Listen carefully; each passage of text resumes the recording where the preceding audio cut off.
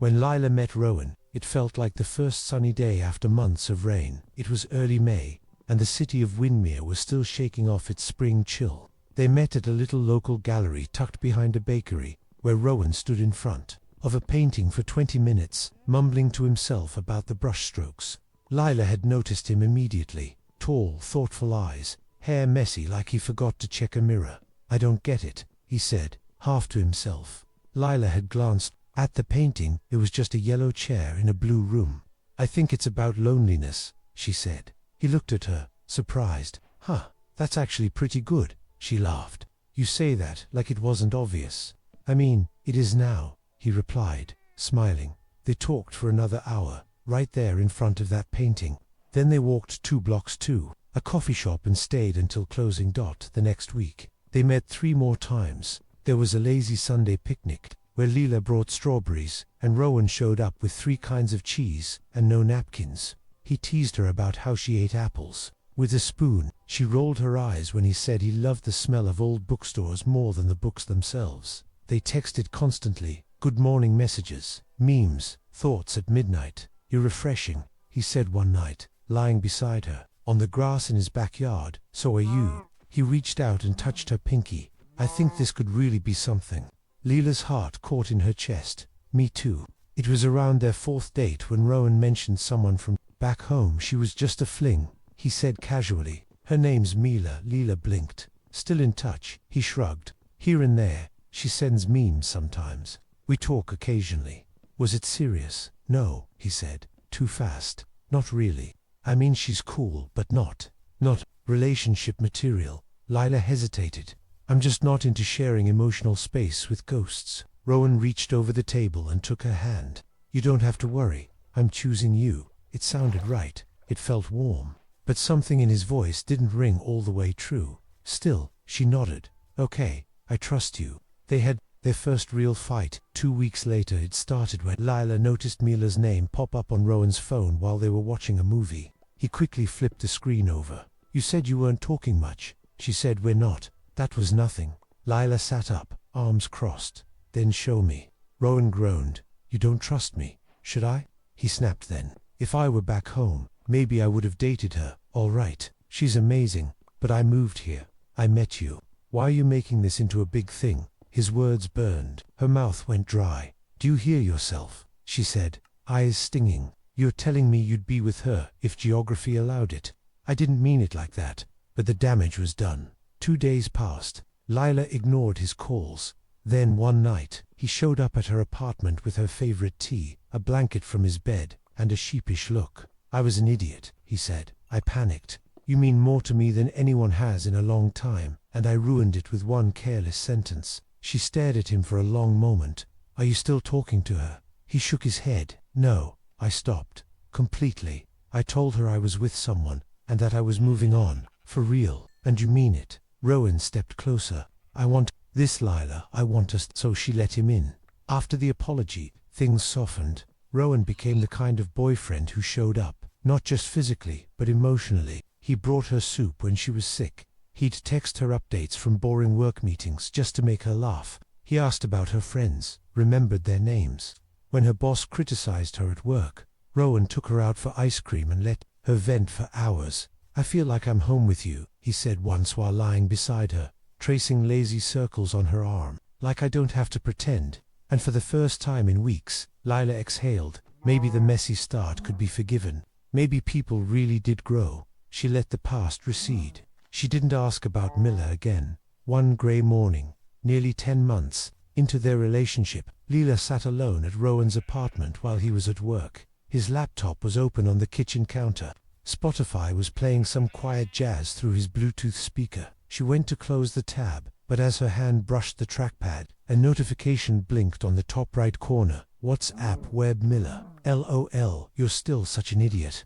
The name jolted her like cold water down her spine. She froze. Her heart thumped so loud it filled the silence of the room. She knew she shouldn't, but her hands moved anyway. She clicked. The chat history between Rowan and Miller was long, too long. It dated back to the days before and after Lila and Rowan's first dates, flirty messages, voice notes, shared reels, a video call on a Thursday night, the same night Rowan told Lila he was really tired and needed to sleep early. One message from Mila read, "You still owe me a girlfriend's day gift." Rowan had replied with a laughing emoji, and, "Teach me how to make that tissue rose, and I'll call it even." She scrolled further.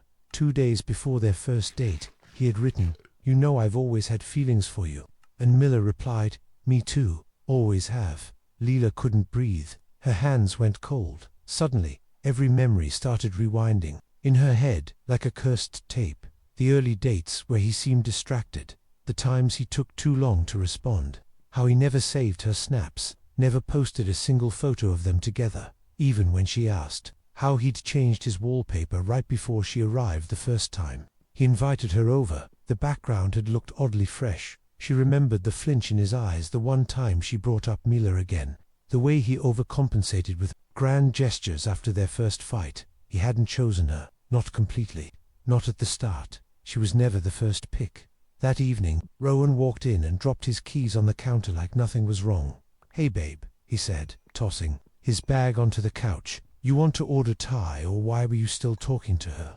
He stopped mid-step. "What?" Lila didn't blink. "Mila, you said you cut it off, but the messages say otherwise." His face went pale. "Lila, I can explain." She stood. "Don't I read everything? The tissue rose, the I love you, the late night calls. You were still emotionally with her when I was falling for you." "I didn't realize that's the worst part," she said, voice cracking. "You didn't even realize you were betraying me." Rowan's shoulders dropped as he leaned back against the kitchen counter. "I swear I didn't sleep with her. I never even saw her after I met you," he said quietly. Lila's lips trembled. "That's not the point." He looked up. "Then what is?" "It's that I let my walls down for you. I trusted you when my gut told me something was off. I ignored it because I believed in what we were building.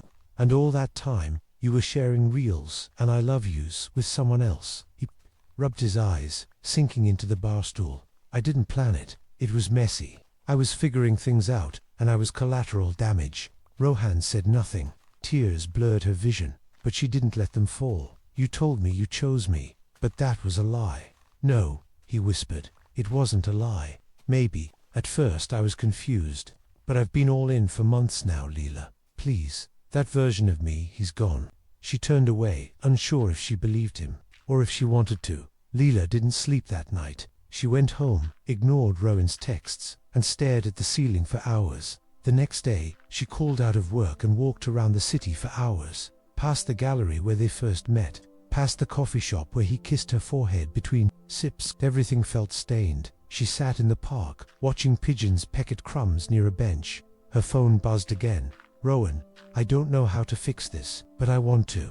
Please let me try." Another buzz. "Rowan, I love you." She turned her phone over and closed her eyes. What did love mean when it was built on deception? That evening, Lila called her best friend, Myra.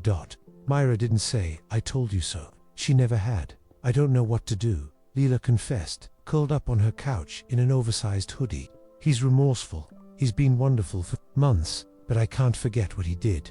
I can't stop feeling like I was plan B."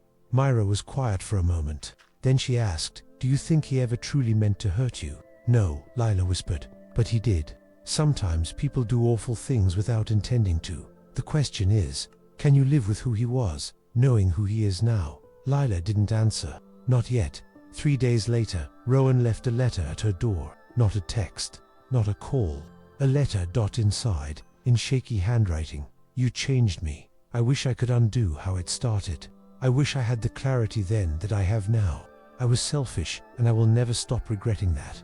But please believe me when I say every moment since I chose you, I've been choosing you over and over again. You weren't my second choice. You were my awakening.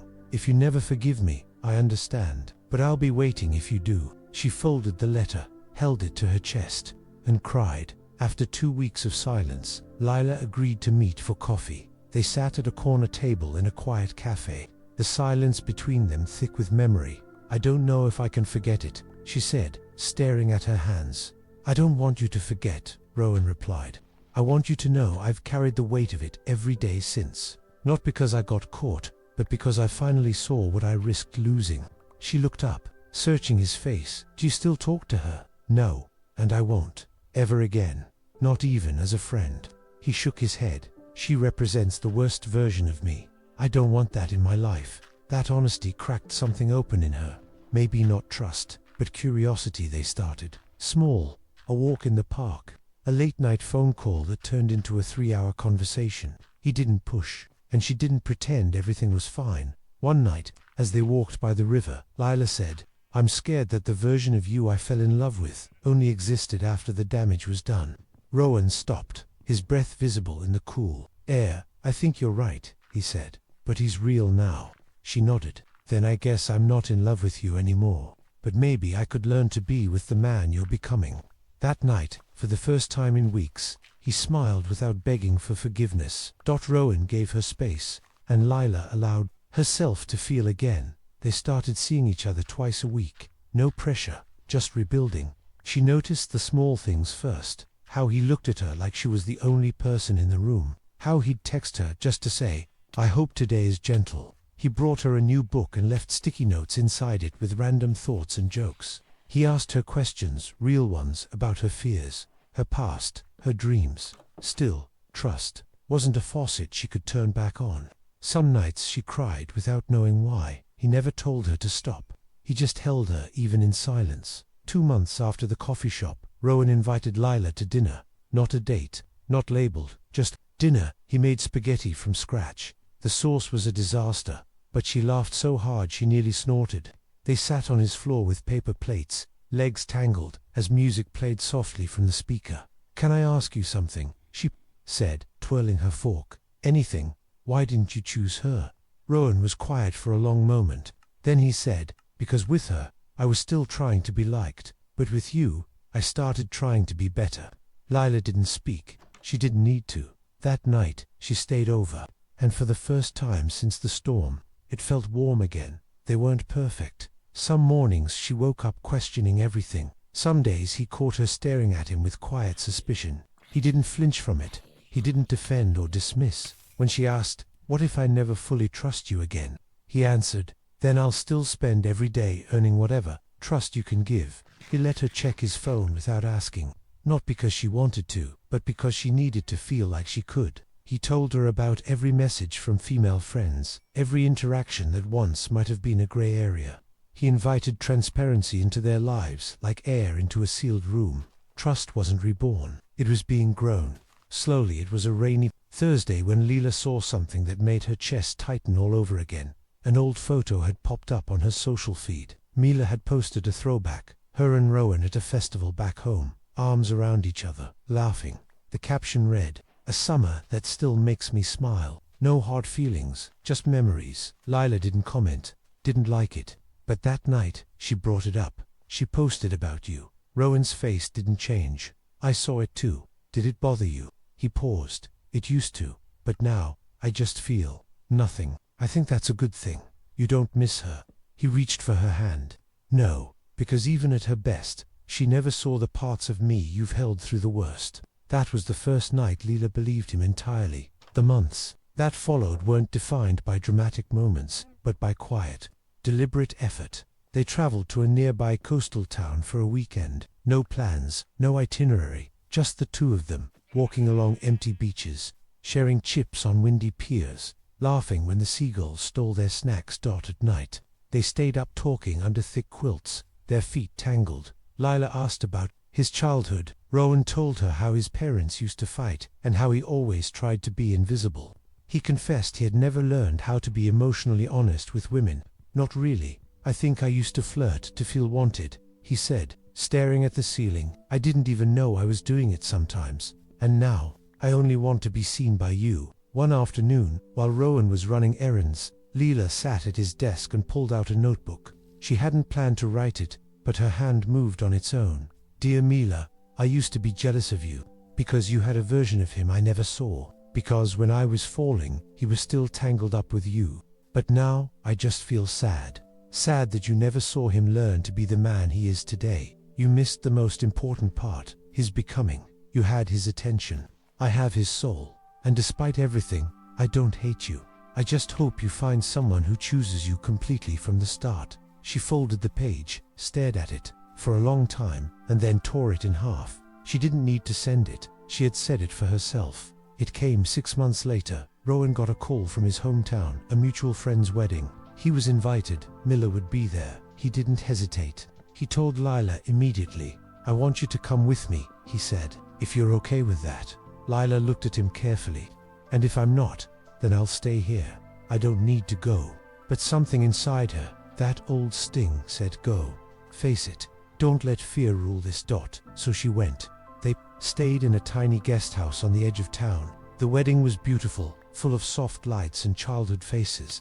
When Mila walked in, Lila felt her chest tighten, but Rowan didn't flinch. He kept his hand on Lila's back all night. He didn't look for Mila in the crowd. He looked only at her. Late into the reception, Rowan pulled Lila onto the dance floor. A slow song played, something with piano and rain sounds. "I know this trip must be hard for you," he whispered. "It's not easy, but I'm glad I came." He leaned closer. "She came up to me earlier, said she was happy for me, said you seemed strong." "And what did you say?"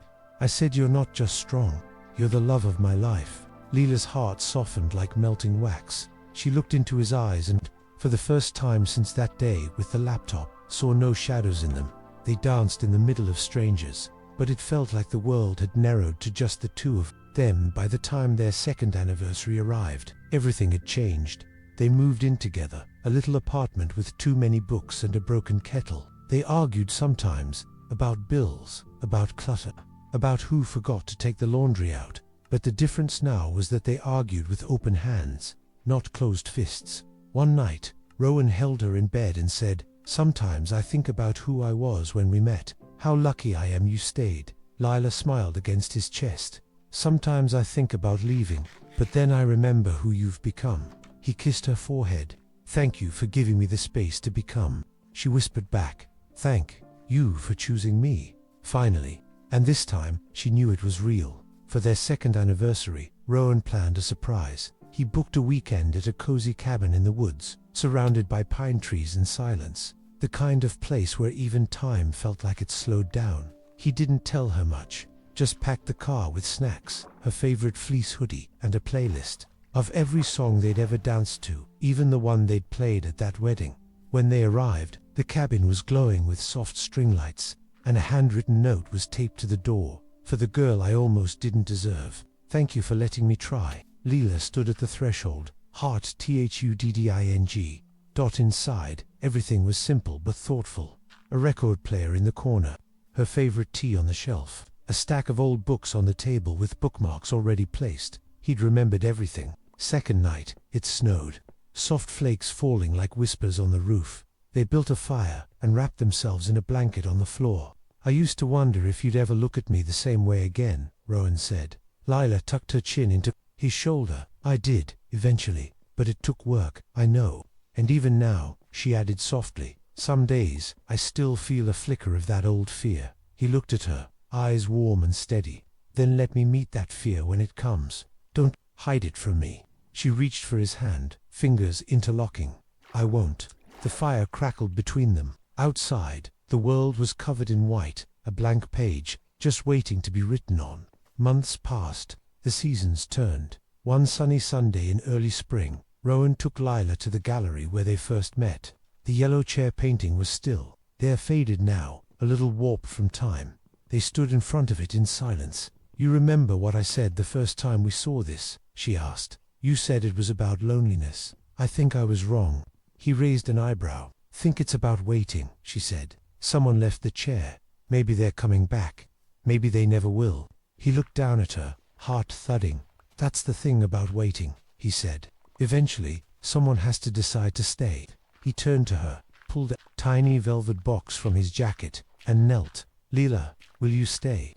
Lila didn't cry at first. She laughed, this breathless, broken kind of laugh, and then said yes 3 times before throwing her arms around him. The gallery erupted in gentle clapping. Rowan had invited a few close friends to witness it all. Myra was there too, tearing up and giving Rowan a look that clearly said, "Don't mess this up again." They celebrated with cheap champagne and chocolate croissants. Lila stared at the ring, simple and elegant, and thought about how far they had come. She didn't pretend. The past didn't exist, but she didn't let it cloud the moment either. She had chosen to stay, and this time, she wasn't the only one. They planned a small wedding in autumn, in a field just outside the city. Wildflowers, long wooden tables, candle jars hanging from trees. No elaborate ceremony, just their closest people, a handwritten vow, and two people promising to keep choosing each other, even when it was hard.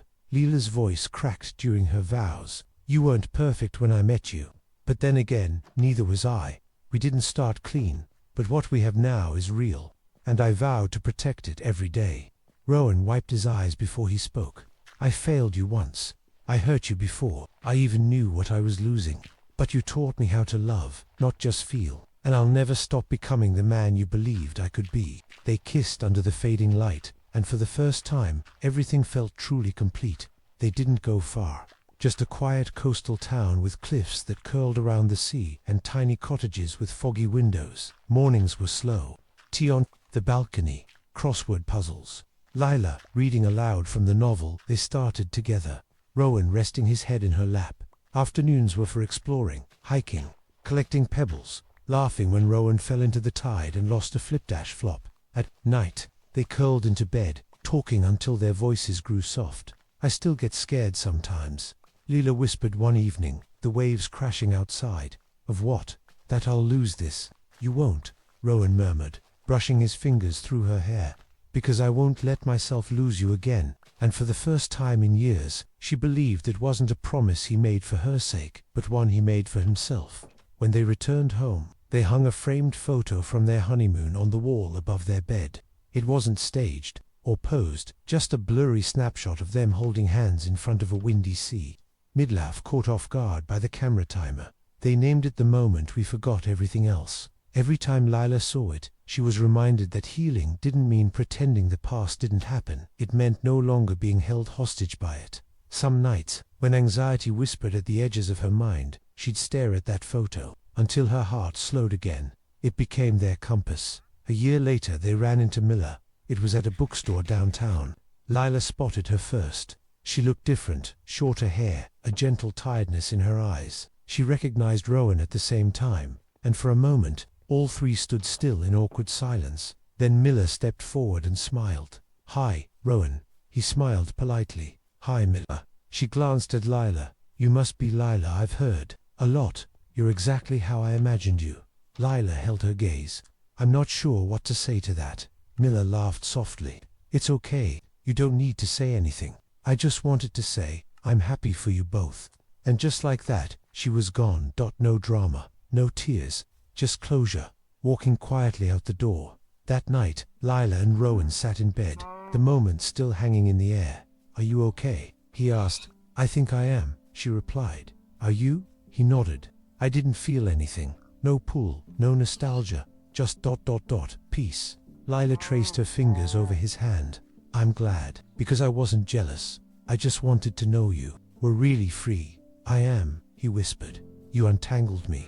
She kissed his knuckles. No, you untangled yourself. I just waited at the edge of the knot. They lay in silence for a long time, a silence that no longer held weight, only rest. It came suddenly about something silly. Rowan forgot to lock the front door after leaving for work. It wasn't the first time. Lila snapped. Do you even think sometimes? Or are you just constantly floating through the day? Rowan shot back. Don't talk to me like I'm stupid. I'm talking to you like someone who's tired of being the only adult in this house. That silence returned, but this time it was sharp. Hours passed before Rowan came home. She expected distance. Instead, he wrapped his arms around her from behind. I'm sorry, he said. You're right. I'll do better.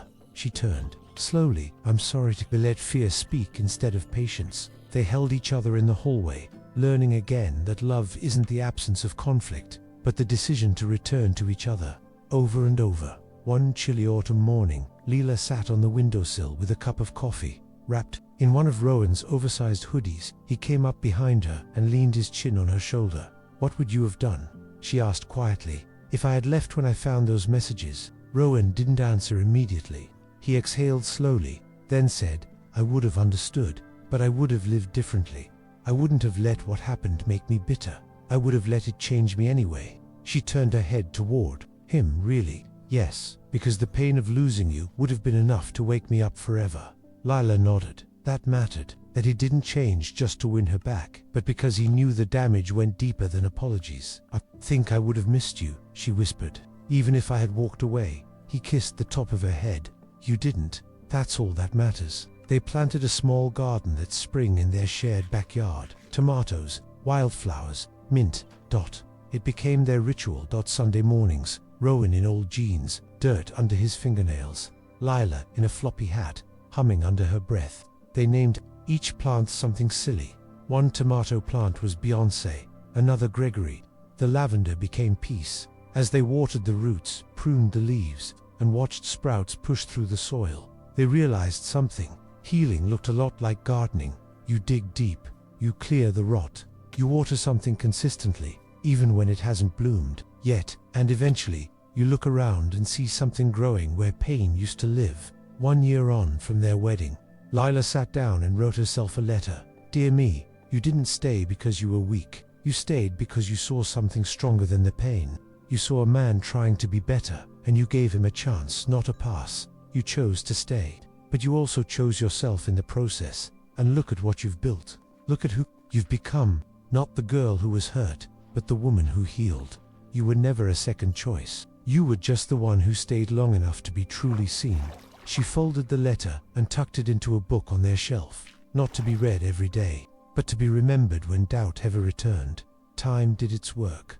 The memories of those first painful weeks blurred into the distance, not gone, but faded. Like scars after healing, still there, but no longer tender.